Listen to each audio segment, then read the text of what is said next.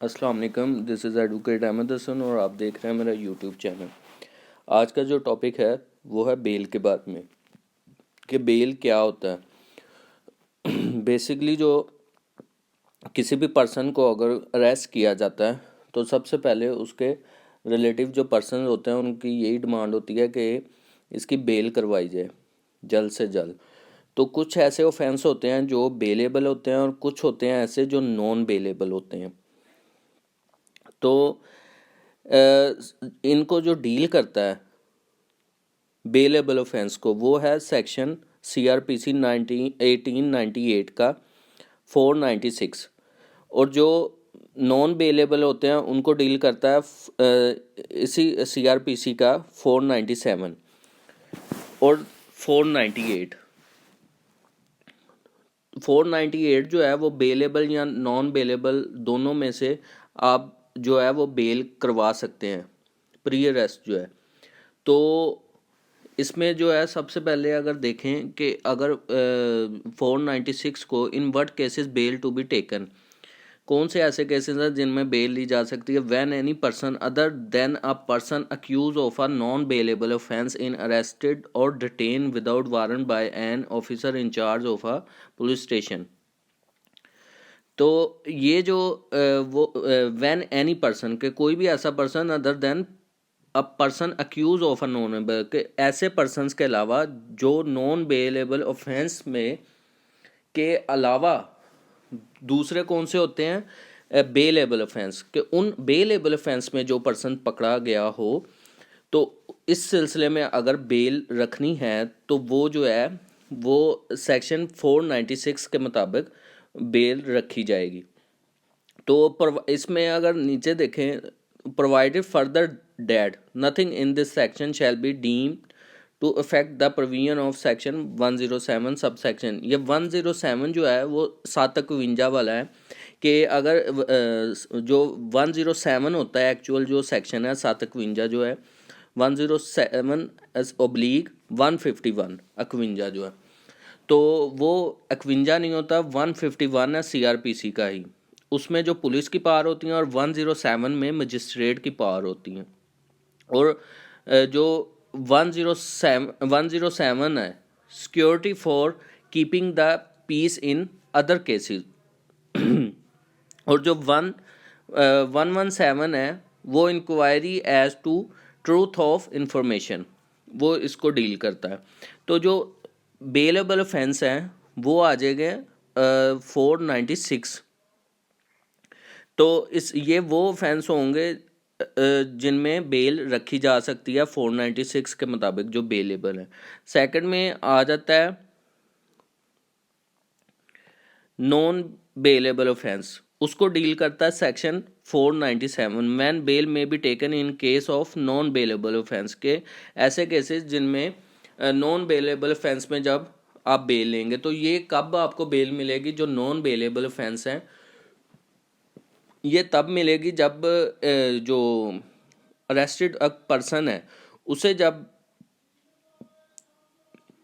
Arrested person को जब physical remand के बाद जुडिशल कर दिया जाता है तो देन फिर उसका जो लीगल प्रोसीजर होता है उसमें बेल उसे बेल रखी जाती है मुतलका मजिस्ट्रेट के सामने। तो ये भी इस चीज़ का ख्याल रखना होगा इधर के जो मुतलका मजिस्ट्रेट है कॉम्पिटेंट कोर्ट है उसी के सामने वो बेल रखी जाएगी कि जो केसेस हैं 3 ईयर से 14 ईयर से कम, तो उनमें जो है वो मजिस्ट्रेट डील करता है। जो 14 ईयर या लाइफ इम्प्रिजमेंट के हैं वो सेशन कोर्ट उसे डील करता है। तो ऐसा नहीं होगा कि अगर एक लाइफ इम्प्रिजमेंट का केस है तो उसमें जो है वो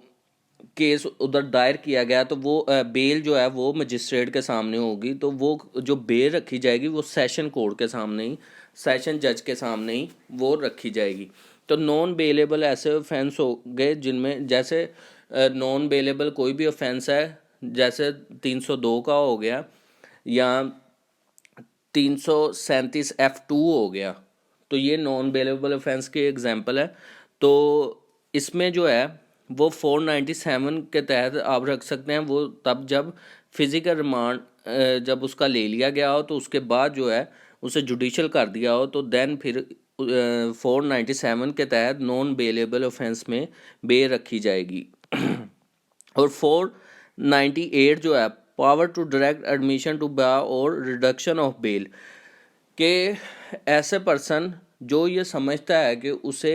अरेस्ट किया जा सकता है या उसे खदशा है कि उसे अरेस्ट पुलिस की तरफ से अरेस्ट किया जाएगा, तो वो जो है वो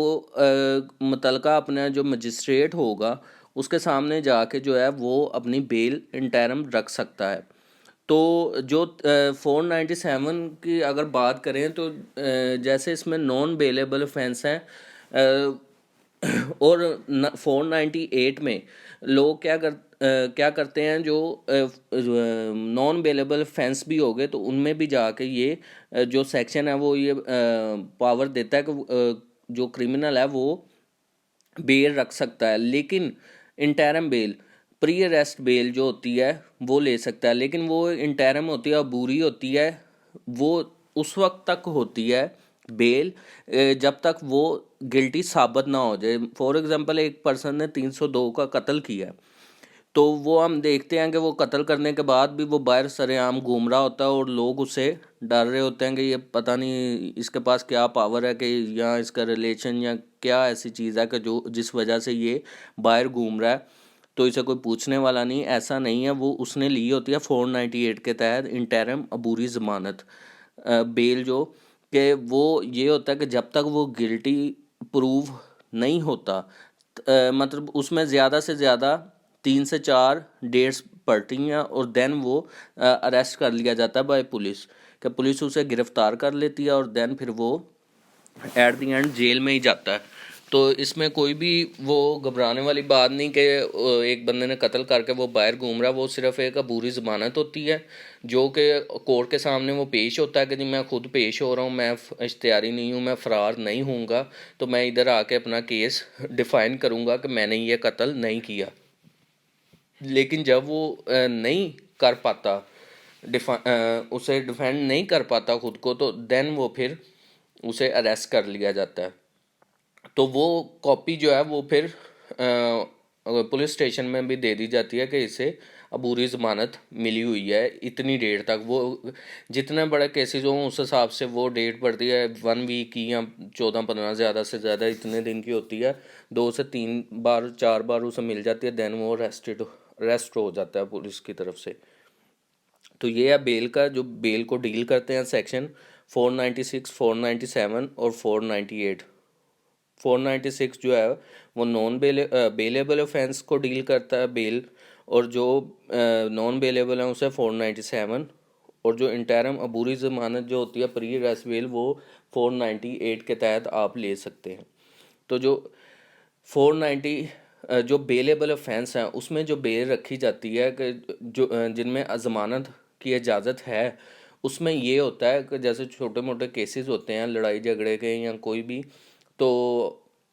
उसमें ज़्यादातर ये होता है कि 1-2 दिन बाद वो जब पुलिस जो है वो अरेस्ट करने के बाद मजिस्ट्रेट के मुतलका मजिस्ट्रेट के सामने पेश करती है, तो देन वो